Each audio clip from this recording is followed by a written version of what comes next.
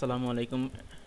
Photoshop image আর্টের পক্ষ থেকে আমি মোহাম্মদ আমির হোসেন লিমন আপনাদের জন্য অ্যাডোব ফটোশপ লার্নিং টিউটোরিয়াল প্রোগ্রামটি পরিচালনা করছি। আজকে আমরা আপনাদেরকে মূলত অ্যাডোব ফটোশপের ওয়ার্ক প্লেস সম্পর্কে, অর্থাৎ ফটোশপ সফটওয়্যারটির বিভিন্ন টুলস, মেনু বা সফটওয়্যার আউটলুক সম্পর্কে ক্লিয়ার ধারণা দেবো এবং কিভাবে কাজ করতে হবে সেটা দেখাবো।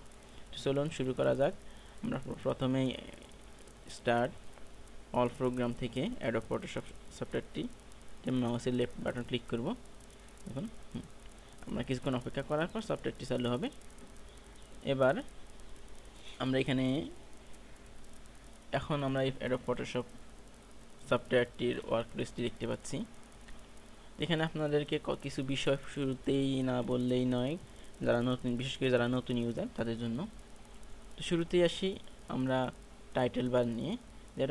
অ্যাডোব ফটোশপের একদম উপরে হালকা আকাশি রঙের যে বারটি দেখতে পাচ্ছেন, যেখানে এখানে লেখা আছে অ্যাডোব ফটোশপ CS4 এক্সটেন্ডেড, যেহেতু আমারটা CS4 এক্সটেন্ডেড ভার্সন। আপনাদের জন্য হয়তো আপনি যেই ভার্সন ইউজ করছেন সেই অ্যাডোব ফটোশপ অন্তত আপনার সফটওয়্যারটির নাম লেখা আছে, অথবা আপনি যেই ফাইল নিয়ে কাজ করবেন সেই ফাইলের নাম লেখা থাকবে। এটাকে বলা হয় টাইটেল বার। আপনি যখন নতুন কোনো ফাইল নিয়ে কাজ করবেন সেই ফাইলের নাম এখানে দেখা যাবে। উদাহরণস্বরূপ যেমন আমরা একটা নতুন ফাইল নিই, নাম দিই Untitled1। ওকে ওকে সরি হ্যাঁ, দেখুন এখানে Adobe Photoshop CS extended Untitled1। ওকে, মানে এখানে অনেকগুলো আমার ফাইল সম্পর্কে ইনফরমেশন দিচ্ছে। সেকেন্ড আরেকটা বার দেখতে পাচ্ছি এখানে, ফাইল, এডিট, ইমেজ নামের অনেকগুলো মেনু সহ আরেকটা বার আছে সাদা রঙের বা হালকা গ্রে কালারের। এটাকে বলা হয় মেনু বার, কারণ এখানে অ্যাডোব ফটোশপের প্রয়োজনীয় মেনুগুলো পাওয়া যায়। যেখানে শুরুতে হচ্ছে মেনু থেকে file, edit, image, layer, select, filter, analysis, view, Windows, help, বিভিন্ন ধরনের মেনু নিয়ে এই মেনু বারটি তৈরি। এখানে মূলত আপনি ফটোশপের মেনু রিলেটেড সকল কাজের জন্য প্রায় সকল ধরনের প্রোগ্রাম, সকল ধরনের নির্দেশ এই মেনু বার ইউজ করে দিতে পারবেন।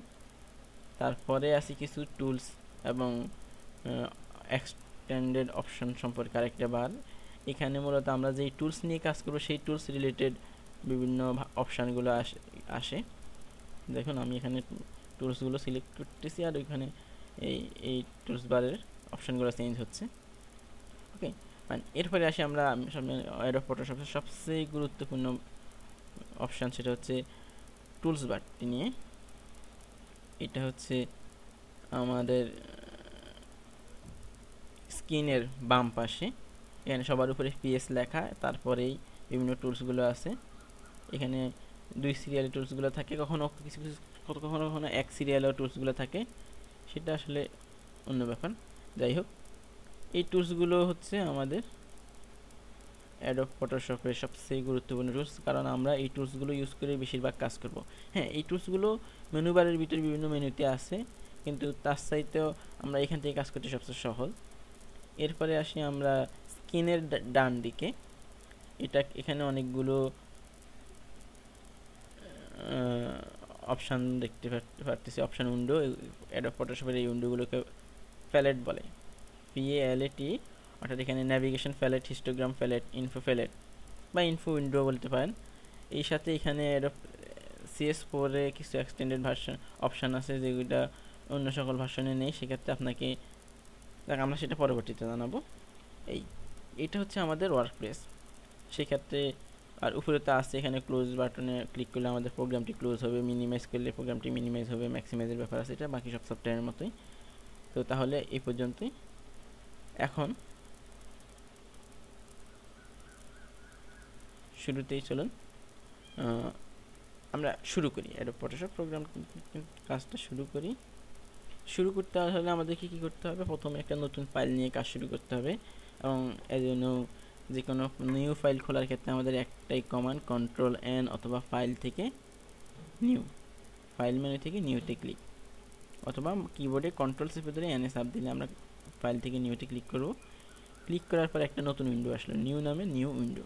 এক্ষেত্রে সবার উপরেই একটা টেক্সট বক্স আছে, যেখানে ক্যাপশন হয়েছে নেম, অর্থাৎ আমরা কি ফাইলটি কী নামে সেভ করব নামটি দিতে হবে। এখানে ডিফল্ট হিসেবে আনটাইটেলড আমার নাম থাকে, আমরা নাম চেঞ্জ করে ধরুন দেই, আমার নাম দিই এমডি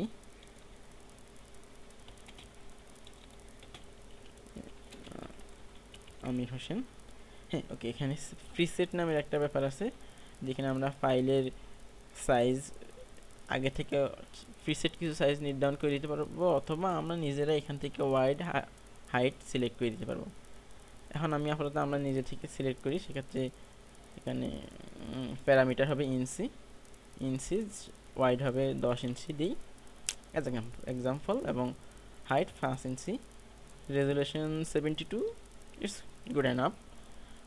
এবং আরেকটি সবচেয়ে গুরুত্বপূর্ণ বিষয় হচ্ছে কালার মোড। এটা সবসময় মনে রাখতে হবে যে কখনোই যেন কালার মোড অন্য কিছু না থাকে, যেহেতু বেসিক ইউজার আমরা RGB কালারেই কাজ করব, এবং অন্য কালার মোডে আসলে বেসিক ইউজারদের জন্য ঠিক সুইটেবল না। আপনাকে সচেতনভাবে এখানে RGB অর্থাৎ রেড, গ্রিন, ব্লু এই কালার মোডটি সিলেক্ট রাখতে হবে, রেখে আমরা ওকেতে চাপ দেব। ওকে, মানে তাহলে তারপর আমরা আমাদের নির্ধারিত নিউ ফাইলটি পেয়ে গেলাম, যেখানে একটা সাদা রঙের ব্যাকগ্রাউন্ড সহ। ওকে, তো ঠিক আছে, এখন আমরা এখানে যে কোনো কাজ করতে পারবো। এখানে আপনারা এর মধ্যে হয়তো নোটিস করছেন যে আমি এখানে সাদা রঙের ব্যাকগ্রাউন্ড একটু বড় ছোটো করেছি। এটা আসলে ব্যাকগ্রাউন্ডটি বড় ছোটো হয় নাই, মূলত জুম ভিউটা বড় ছোটো হয়েছে। হ্যাঁ, ভিউটা বড় হয়েছে।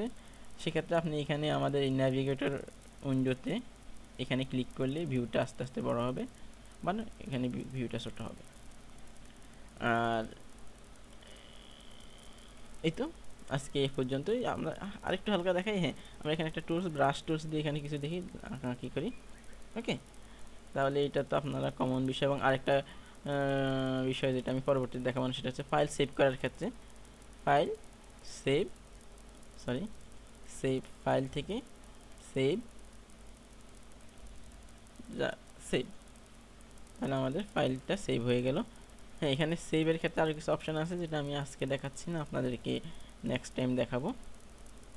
তো আমার মনে হয় বেসিক ওয়ার্কপ্লেস পরিস্থিতি ভালোই হয়েছে আপনাদের। আমরা পরবর্তী টিউটোরিয়ালে আপনাদেরকে অ্যাডোব ফটোশপের brush tool, eraser tool, crop tool এবং সহ ম্যাজিক পয়েন্ট টুল সম্পর্কে জানাবো। তো নেক্সট টিউটোরিয়ালে দেখা হচ্ছে। তাহলে অ্যাডোব ফটোশপ প্র্যাকটিস করুন, আপনারা একটু পরিচিত হন, নিজেরা একটু চেষ্টা করুন। আশা করি আপনারা খুব দ্রুতই শিখতে পারবেন। ধন্যবাদ সবাইকে।